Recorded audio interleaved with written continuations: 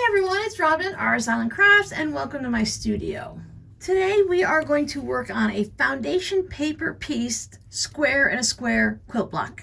Today is Friday, November 19th, 2021, and this afternoon at 3 p.m. Eastern Time, I'm going to be going live and I'm going to be working on a variety of these blocks. So I thought I'd come in this morning and give you a quick condensed rundown so that you can go ahead and reference this video later on if you need to. When we talk foundation paper piecing, that just means we are going to have a foundation of paper that we are going to sew our fabric to in order to make a block. When we're using foundation paper like this, and we're just going to sew exactly on the lines, everything is going to come out in a perfect way. All your points are going to match up. This is really great, especially if you have a very detailed picture that you're trying to recreate. I've seen a lot of amazing foundation paper piece projects where they took maybe someone from Star Trek or from Sesame Street or any type of creature or monster or something, and they make it with such amazing details to where you can actually see the eye and the shape of the eye. But today we're going to start at the beginning and work on a simple project. Foundation paper piecing is really not something that I enjoy doing when it comes to those 12.5-inch blocks that have like 132 pieces to it. I do like this, and as you can see, we have 4 corners in the center. So 5 pieces, that's perfect for me. I do like how nice and easy everything is to sew together. You can do this in assembly line process or just make 1 or 2 for a special project. I am fussy cutting my centers. You might be able to notice that. This is a little block woman, and then I have a kitty cat with a bird. I have a lot of blue scraps, so I'm going to be using the blue scraps to border around my squares. So you can have this be perfectly planned or go totally scrappy, whatever works for you. I love doing scrappy projects, so that's what I'm going to work on. I'll add a link down below in the description box to where I printed out my little pattern from. I got mine from Teresa Down Under. She has a YouTube video where she also does a little tutorial and explains on how to make this. And then when you follow the link, it'll take you to a place to download the template. Just remember, when you print it out, you want to print it out at 100%, not fit to page, not any other weird percentage. You want to make sure it fits to the exact size that you're working with. That way, if you're adding this block into others in your quilt, this one is a 4-inch block, which will finish at 3.5 inches. You want to make sure that it's the proper size, because whatever you print out here, that's going to be the size of your block. Now, I've just printed mine out on some school paper because it's very thin and easy. I use this a lot when I'm making string blocks. It allows me to tear the paper very simply and easily, so it's not very thick. I have used computer paper in the past. It is a bit thicker, and you'll have to take a little bit more work to do it. You want to have an easy tear, thinner paper so that you don't tear out any of your stitches when you're removing your paper. I just put this into my printer and it prints out just as is, but if you see that there's only 1 block on this one, now you can find other purchased patterns or other free patterns online with various sizes. This is just a 1 size. This is 4 inches right here, but there are other ones that go all the way up to 12 or 16 or 24 inches depending on what you're looking for. So if you do a little search for foundation paper pieced square and square, there is also one that is called an economy block that has 1 more round around this. So you'll have extra triangles that come off. So you have 1, 2, 3 squares in a square type situation. But I just wanted to stick with something simple today. Now, even though I'm just using excess paper, I still didn't want to waste any paper because all of this around it needs to be thrown away. So what I did is I printed out 2 of these. I cut them around. I taped them or glued them to another sheet of paper so that I could put it in my copy machine and just run off a few copies. See how I have those glued on there? And that way I'll get 2 to a page instead of just 1. I cut mine out. I use a rotary cutter with a old blade in it that I use for just cutting paper in projects like this. I went ahead and cut around it, leaving about 1/2 inch or so around. There's some extra there. Some people, when they do this, they cut right on the dotted line. I like to leave some extra just to make sure that in case something happens with the paper, I just want to make sure it's still going to be the right size. But you want to be careful.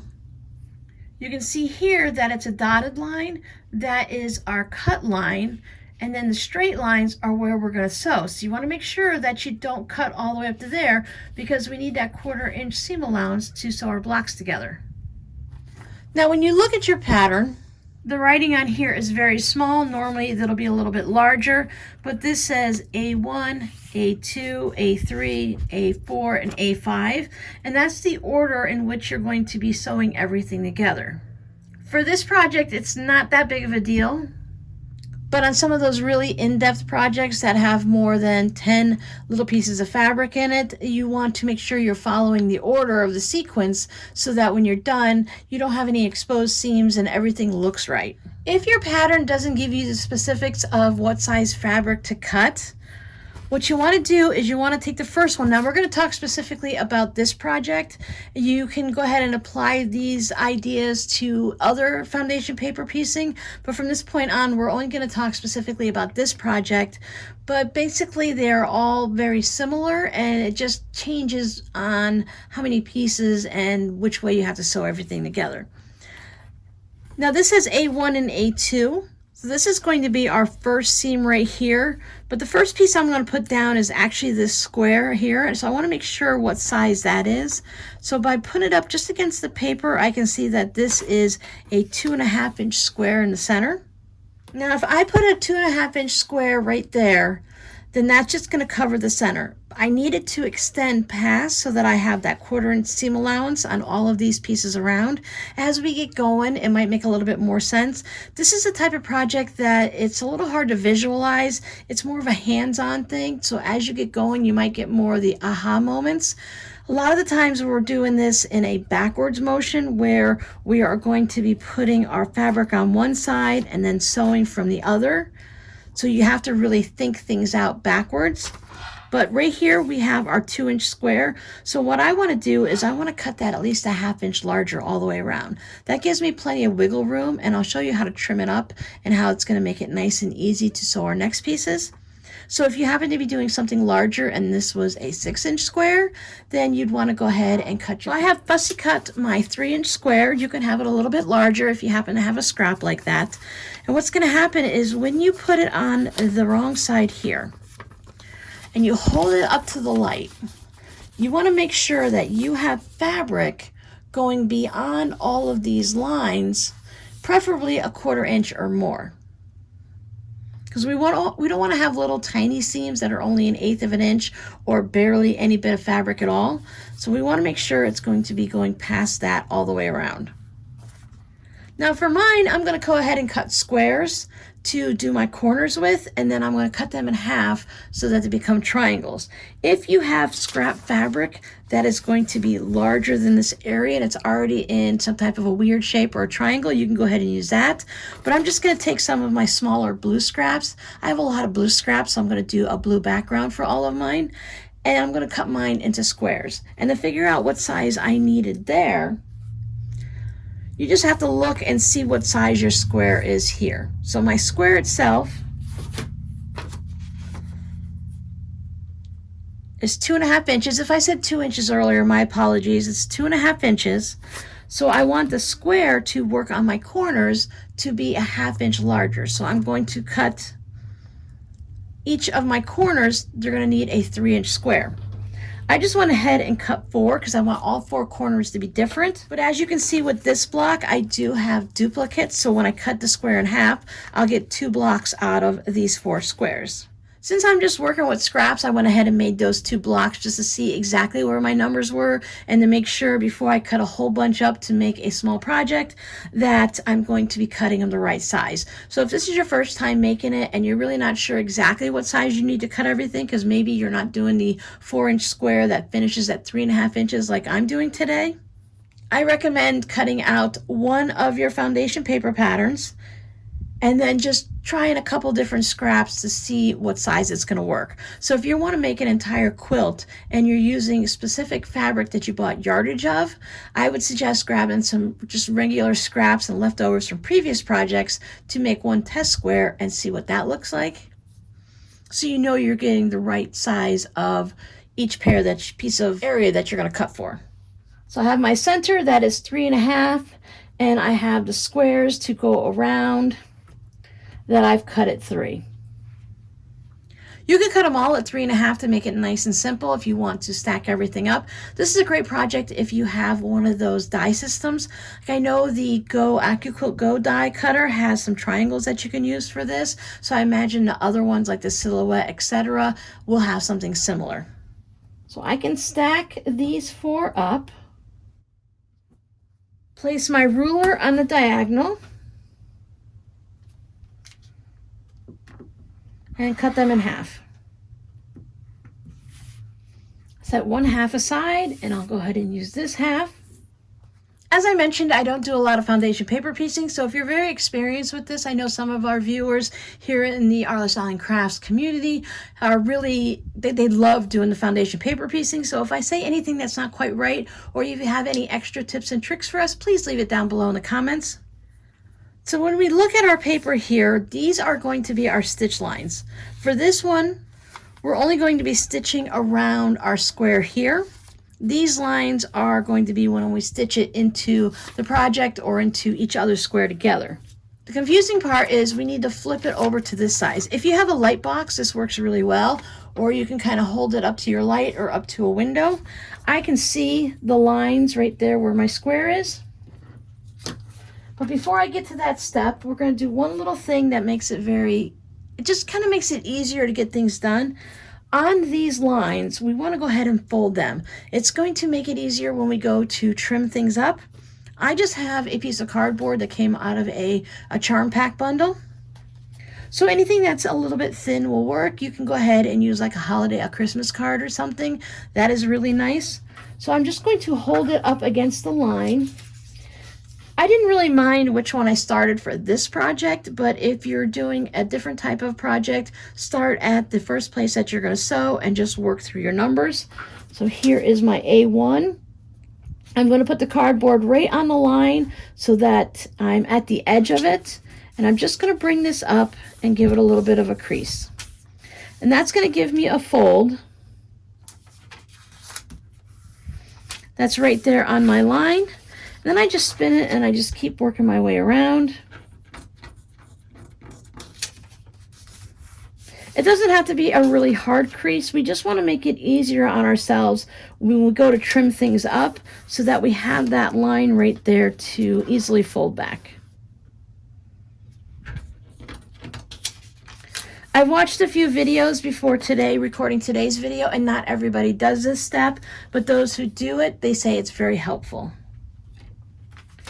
When I flip this over, now I can easily see where that square is going to be. I just have a basic Dollar Tree glue stick. You want something that is washable. So the Elmer School Glue works really well. These wash out. I'm not going to be putting an abundance of glue down. I just want to use it to hold my fabric, my beginning square in place, and after that I'm going to use pins. So if you'd like, you can go ahead and use pins in the beginning also, but I'm just going to kind of make a little circle in the center and just give myself something to hold the fabric down so it doesn't shift when I take it over to sew.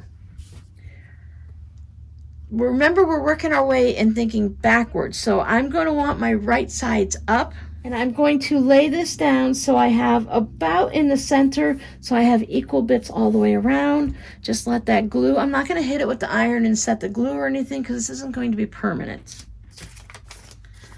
And I'll hold it up to the light just to make sure I have at least 1/4 inch. Now, since I made my square a little bit larger, that gives me that extra wiggle room so I don't have to worry about it too much. I'm going to go to A1 here. I like to use my 6.5 inch ruler. Any of the whatever and 1/2 inch rulers will work because it shows that 1/4 inch line right there. So I have my you guys know what it looks like. I have that 1/4 inch line right there and then my 1/2 inch. There's a thing for foundation paper piecers. It's called an add a quarter ruler, and it's just this narrow ruler. I think it's probably only about 1/2 inch to 1 inch wide, but it has a ridge on it. So when you go and set it down, we're going to take this piece and fold it back over. So when you set that ruler on here, the ridge sets right up against this folded edge, and it gives you an exact 1/4 inch. I'm just going to take this ruler and lay it down so that my 1/4 inch goes right there on that fold line. And any fabric past that, I'm going to trim off.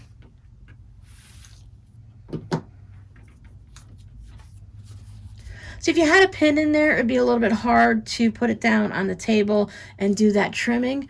But now I have that 1/4 inch that is right there. So I have that just 1/4 inch past. I'll open this back up. I like to just take one of my blues. Now I'm going to put it down right sides together, so whatever your corner fabric is. And I want to even it up so that I know I'm going to cover up the same area. Again, if you have the light box, you can put it on the light box.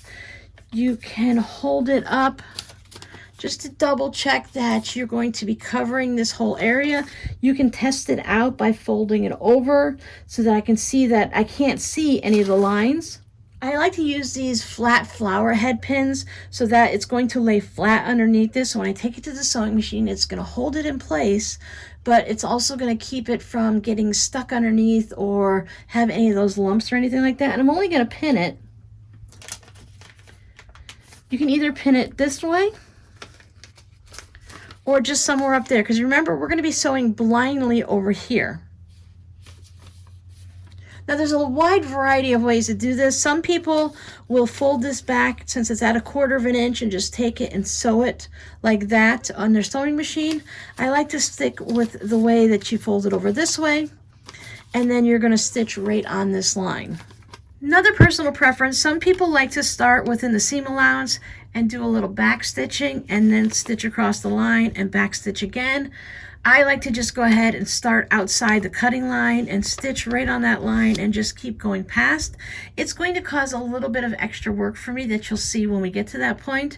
So it's totally up to you. Try both ways and see whatever you prefer. So I have everything held together, right sides together, squares facing up, my triangles facing down. I'm going to take it to my sewing machine and I'm going to stitch across there. Now, since we are working on a paper project, or a foundation paper project, we want to lower our stitch length. Normally I sew my quilts at a 2.0 when I work on my quilt blocks. I'm going to bring mine down. My sewing machine goes down to a 1.6. Most people go down to a 1.5, but my machine goes by even numbers, so 2.0, 1.8, 1.6, 1.4. I could go down to a 1.4 if I notice that I have any issues when I start to pull off the paper. But I find that I've already done this before in the past, and I find that a 1.8 is fine for me. You definitely want to avoid going up to your higher numbers like a 2.5 or 3.0, because as you're removing the paper, these stitches are going to be, you're going to have more thread, so that in the areas that you're going to peel the paper off, this thread has a chance of lifting up and stretching out and moving around. So when we have nice tight ones, it's going to hold everything together. And it's going to perforate our paper, which is going to make it easier to pull everything off. I'm going to take you over and let you see how I stitch this line, and then we'll keep going from there. I have my needle in the center, not set at any specific 1/4 inch mark at all, because I'm just going to stitch right down this line, making sure my pin is not in the way. Some people like to put dabs of glue right here in their seam allowances. So if you have one of those, it's like a so fine glue pen or some type of a little glue pen where you can dab it on there. Or if you have a nozzle on like your Elmer's glue that you can put a couple dabs in there. I just like to use a pin because I don't have those products. Those are the type of products that once you start doing it, if it's something you're going to do a lot of, test it out first. And if you enjoy this process, then go crazy and buy all the extra tools that make it so much easier. But I have everything lined up nicely. So I'm starting outside the cutting line. And then I'm just going to keep imagining where the lines are going to meet. It's only a 1/4 inch. It's really easy. Plus that's in the seam allowance. So if I get a little off, it's okay. And then I'm just lining up. There's a little line right here in front of my needle on my presser foot. I'm going to line that up on my line right here, my solid line. I have a clear plastic plate here on the sewing machine foot. If you have what they call an open toe where there's nothing there at all, it makes it so much easier to see this line. If this foot is all metal, it's going to be very difficult for you to follow that line. I just stay on the line. You can go as slow or as fast as you need, as comfortable for you. And I'm going to go past the cutting line, and then I'm going to stop. I'm not back stitching anywhere. And then just cut my threads. And remove my pin. I'm using a silver thread. It is a little bit hard to see, but you can see my stitching line there going right on that solid line. When you flip it over, I'm right at a 1/4 inch. And I know I'm at a 1/4 inch because when I folded this back, I left a 1/4 inch seam allowance out there. So when I lined up my triangle, it's going to give me that perfect 1/4 inch. I don't normally put my wool mat on top of my cutting mat, and you can see I have a double folded thick kitchen towel here. That's just for video purposes. I'm just going to put my iron on it and set that seam so that my stitches suck back down into the fabric. And I'm going to go ahead and press it over. I'm not using any steam at all, so if you have one of those little palm irons, those work really well too. If I use steam, it will, over time, it'll warp the, if you've ever done string blocks where you've gone ahead and pressed it and given a bunch of steam, you'll know that it warps the paper. The thinner the paper, the easier it is to warp. And if your paper warps, it defeats the purpose of having a foundation paper where it makes everything perfect. So there's number 1, I have number 2, so here's number 3. So what I'm going to do here, I have stitched past that line right there, so when I try to fold this, remember we already have it pre-folded, so that's helpful. I will just have to pop that paper off right there.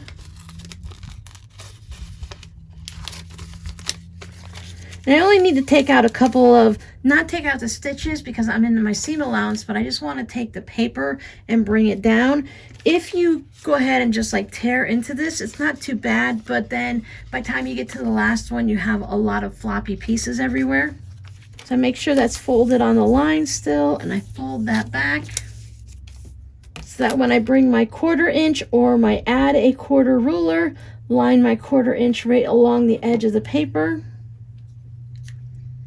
And then trim off any excess fabric. So now we can go ahead and put our next piece on. So I grab my next corner. Again, when I put my triangle on, I want to make sure that I kind of move it into the center so that I have a little bit coming over this side, a little bit coming over that side. I don't want to have it way off center because when I sew it and fold it, I definitely won't be covering it. Another benefit of the thin paper, like the school paper, I can easily see. I can easily see those lines when I have it sitting down here. And since I'm using a triangle versus a rectangle or a square, I know it's going to be easy for me to line it up. Just have a little bit sticking out on each side. Pop my pin in it. Take it back to my sewing machine, put it over this way, and I'm going to stitch down that line. With small pieces like this, small squares that we're working on, it's really easy once you get everything set up, especially after you can just start by gluing your center square down and then you can assembly line, or if you're a little uncomfortable with that, once you get your first one down, then it's really easy to go ahead and do assembly line and sew all of your other ones. So I just have this one that I will go ahead and press and push it up out of the way that way. If you have one of those rollers or one of the wooden irons, you can go ahead and press this right at your machine. You can fold it back, and if you enjoy finger pressing, you can do that. It's kind of like nails on a chalkboard for me. I don't enjoy finger pressing things. So now look, so now I'm to number 4. Again, I have this piece here.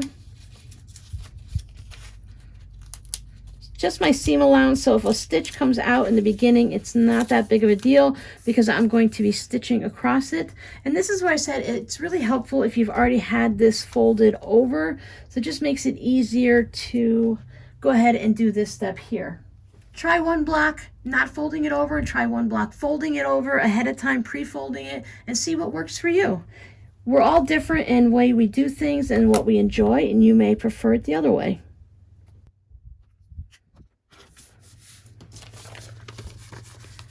So I'm just going to add my last 2 corners in the same way I did these 2, and then I'll show you what it looks like. As I'm getting ready to put down the 4th one, I just wanted to show you when I go to fold this back, I have 2 seams here that I have to go ahead and pop off the paper.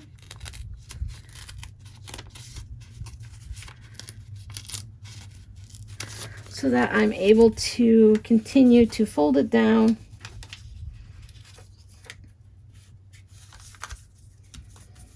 and trim my 1/4 inch. What's happening over here on the side where my extra paper is doesn't really matter much to me. My main concern is where that center square is and that piece of fabric right here that I need to trim off. Everything else I'm just going to ignore. And now I can put my last piece down.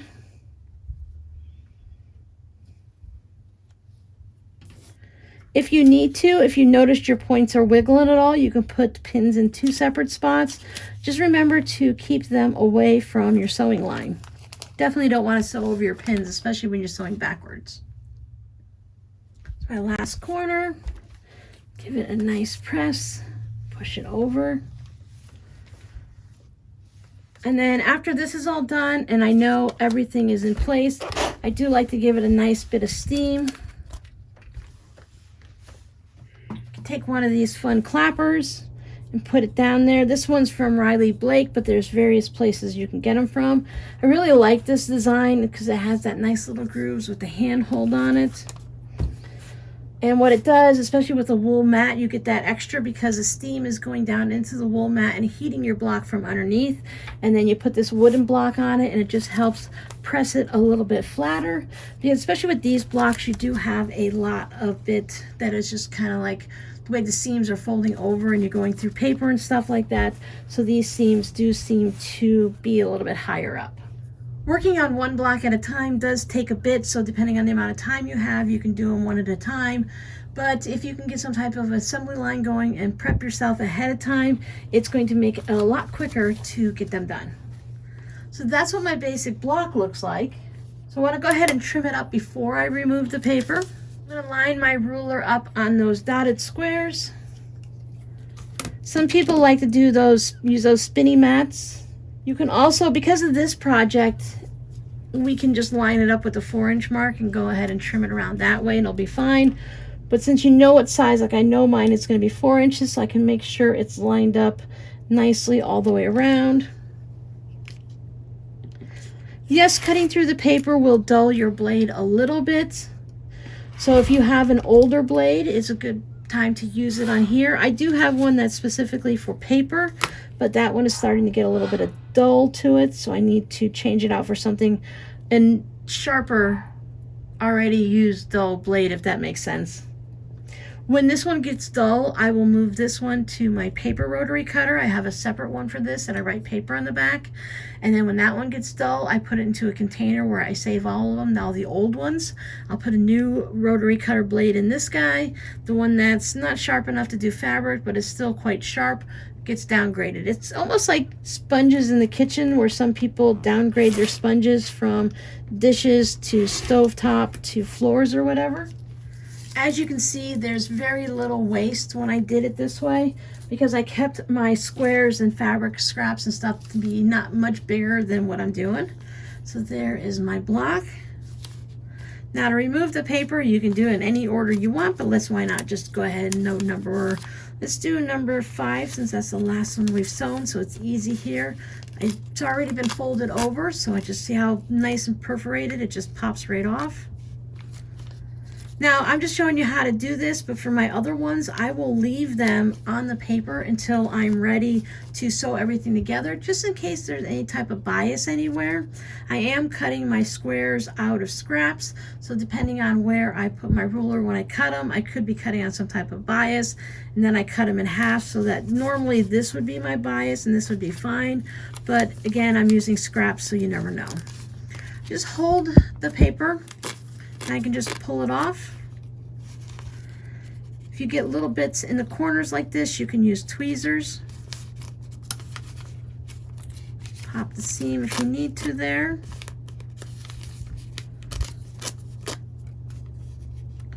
And for the center one, I hold it on the back, pull down with my thumb, push up with my fingers, and it pops it like that, and you can just easily take that right out. So that's where the glue was. I don't even really feel the glue anymore because I hit it with the steam, and that little bit of moisture right there and the heat just made it dissolve, and my fabric feels fine because I just used it in the center, if you remember. So there is my square and a square with my scrappy blue fabrics going around it. You can just go ahead and add